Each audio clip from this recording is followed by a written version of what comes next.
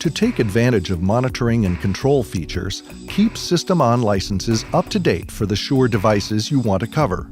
Contact your local Shure dealer to purchase a SystemOn plan that covers your installation.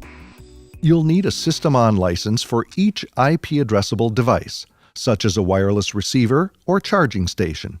Wireless microphone transmitters do not require a SystemOn license since they connect to the network from the receiver or charger.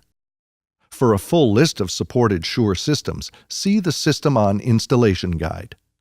Begin by finding the activation ID in the confirmation email from your SystemOn purchase.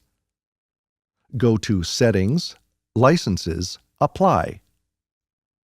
Enter the activation ID and submit it.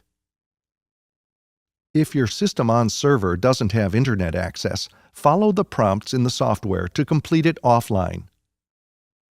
Once it is submitted, you can view plan details, including the number of licenses available from the license page. Now let's assign licenses to each device. To assign licenses to all of your devices at once, select Auto Assign. To assign licenses individually, go to the All Devices page. Select the devices and click Apply Licenses.